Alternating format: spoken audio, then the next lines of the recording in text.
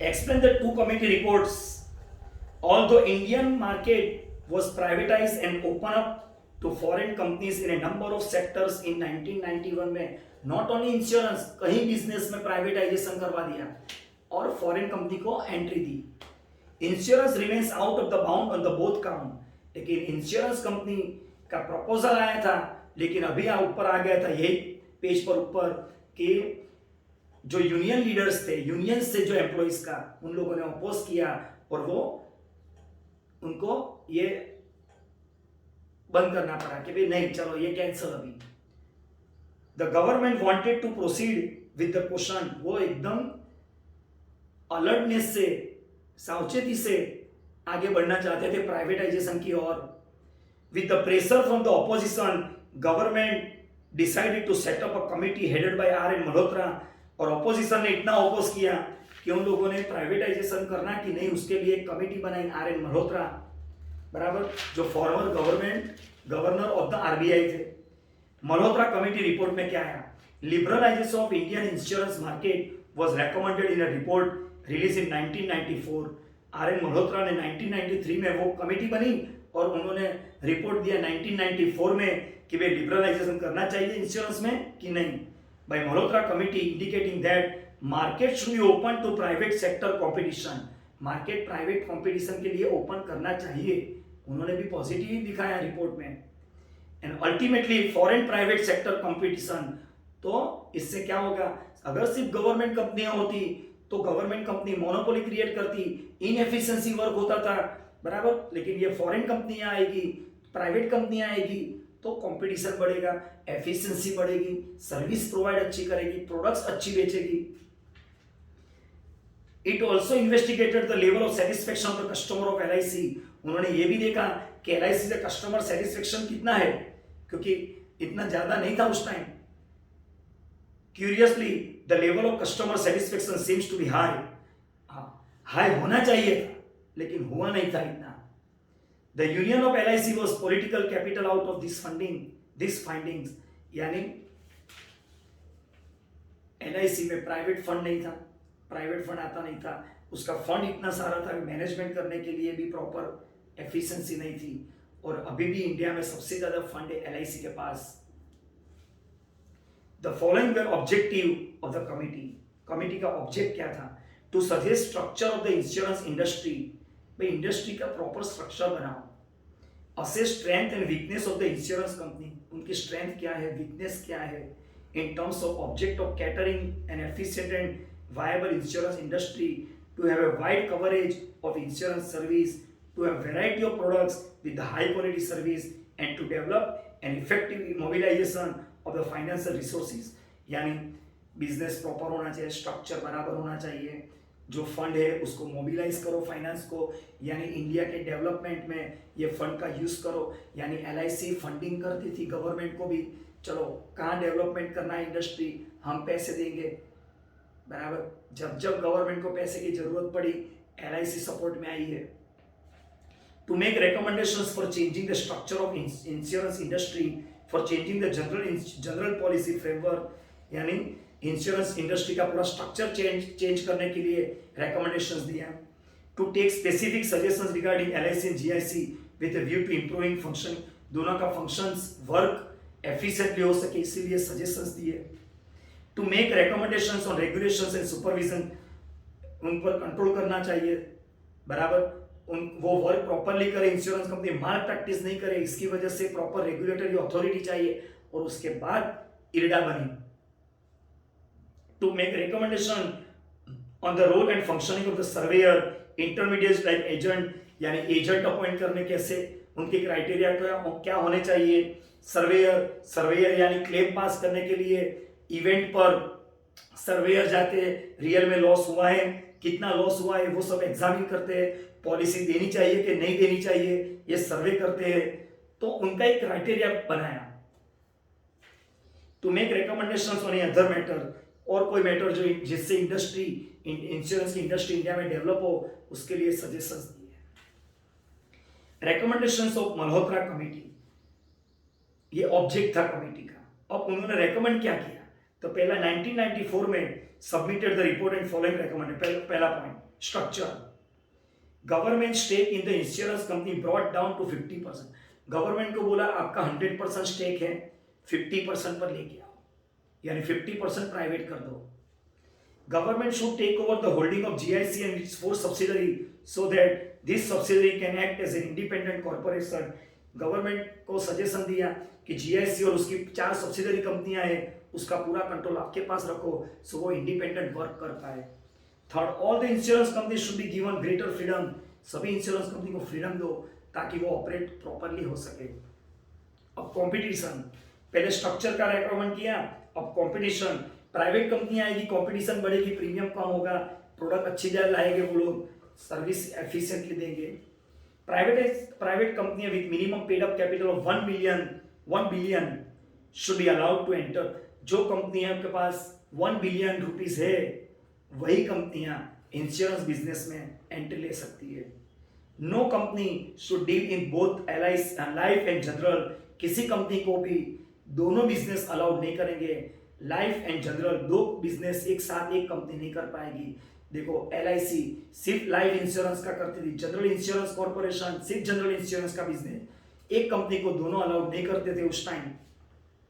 Foreign company में be allowed to enter industry in a collaboration with the domestic. Foreign company को enter होना है तो Indian company के साथ कोलाबोरेशन करना पड़ेगा, जॉइंट वेंचर करना पड़ेगा। Postal life insurance should be allowed to operate rural. और रूरल मार्केट में कोई जाता नहीं था इंश्योरेंस बिजनेस करने के लिए क्योंकि उनकी पॉलिसी नहीं लेना चाहते थे, रूरल डेवलपमेंट ही नहीं था। तो पोस्टल लाइफ इंश्योरेंस स्टार्ट किया, पल्ली बोलते हैं शॉर्ट में। पोस्टल लाइफ इंश्योरेंस यानी पोस्टमैन, पोस्ट मास्टर जो गांव में सभी घरों में उसका कांटेक्ट रहता था, बराबर लोग उसकी बातें मानते थे, तो उनको बनाया इसका प्रॉपर ब्रांड एम्बेसडर बोल सकते हो आप कि पोस्ट मास्टर जो गांव में होता था वो ये पल्ली का डेवलपमेंट करता था, पल्ली सेल करता था पब्लिक को रूरल मार्केट में। Only 1 state level life insurance company should be allowed to operate in each state. सिर्फ एक ही लाइफ इंश्योरेंस कंपनी थी जो लाइफ इंश्योरेंस बिजनेस पूरे इंडिया में करती थी।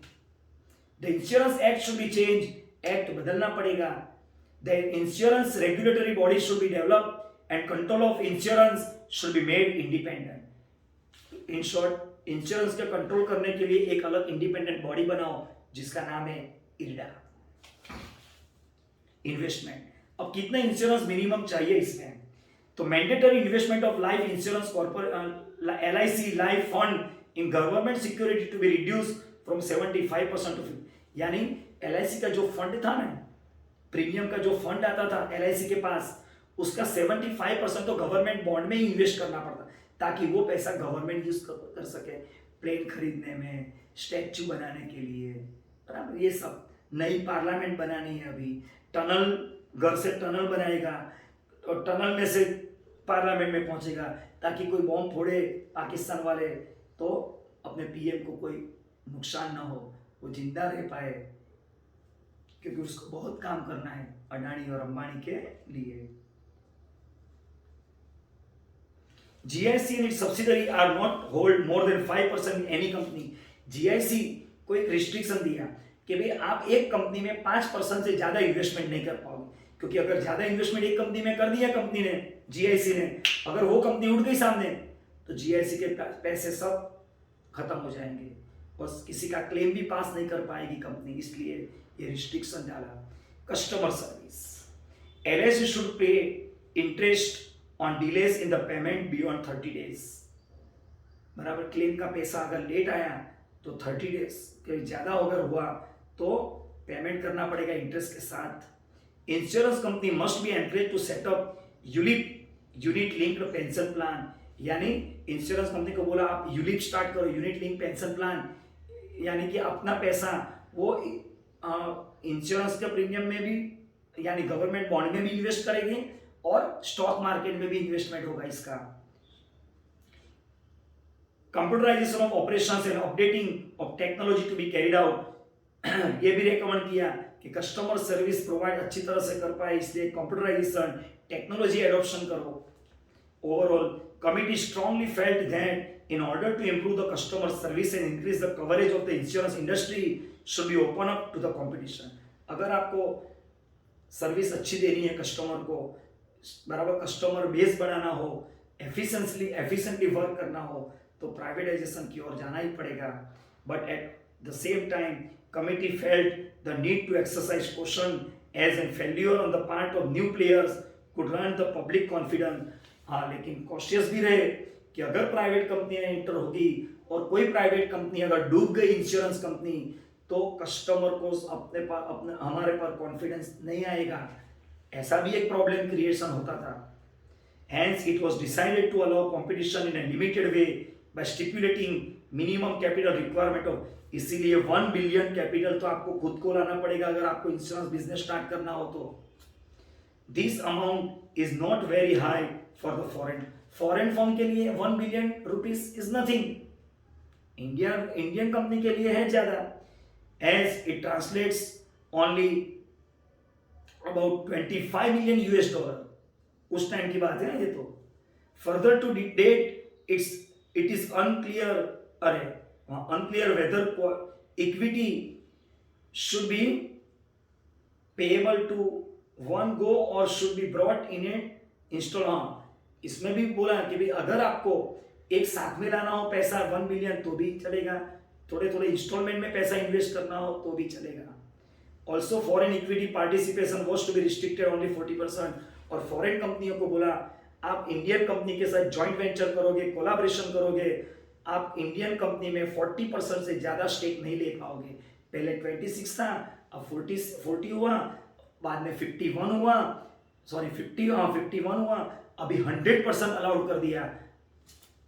The committee felt the need to provide greater autonomy to the insurance company in order to improve their performance and enable them to act as an independent company with the economic motives.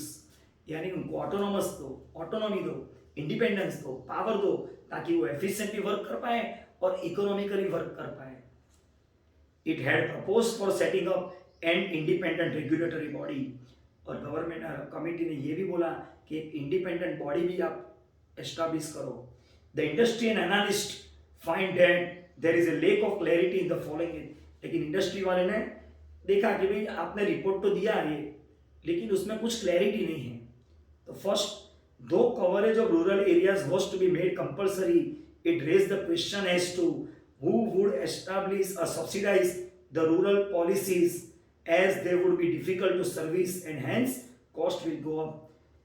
भाई आपने बोला compulsory rural area में आपको business करना ही पड़ेगा, चलो हम करेंगे भी, लेकिन क्लैरिटी नहीं है कि भाई हम यहाँ पर विलेज में रूरल एरिया में बिजनेस करने जाएंगे, लेकिन अगर प्रीमियम वहां पर तो हमें कम लेना पड़ेगा, लेकिन हमारी कॉस्ट तो हायर रहेगी.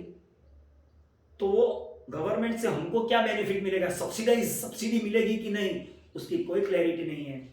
Second, there is some confusion with regards to investment, where should be the fund be invested. ये भी प्रॉब्लम था कि हमने फंड लाया, प्रीमियम का भी फंड आएगा, वो फंड हमें इन्वेस्टमेंट कहां करना है.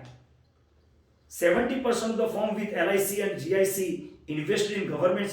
70% तो हम गवर्नमेंट बॉन्ड में इन्वेस्टमेंट करेंगे और वहां पर तो 6% 7% इंटरेस्ट से ज्यादा मिलता नहीं है, तो हमें भी रिटर्न नहीं मिलेगा, तो हम कस्टमर को क्या देंगे पेमेंट में. वो न्यू एंट्रेंस भी allowed to invest in government securities. गोल्ड यानी गवर्नमेंट सिक्योरिटीज में इन्वेस्टमेंट करने की परमिशन मिलेगी. The report also does not enumerate exit option available to new entrants की तो बात कर ली आपने कि एंट्री इसको मिलेगी, लेकिन अगर किसी को एग्जिट होना हो, इंश्योरेंस बिजनेस में से बाद में बाहर निकलना हो, तो इसकी प्रोसीजर क्या है, उसकी भी कोई क्लैरिटी नहीं है. In the event of failure there should be an arrangement made whereby the other companies pull in to bail the customer who in probability would be middle class individual. वो भी argument हुआ कि company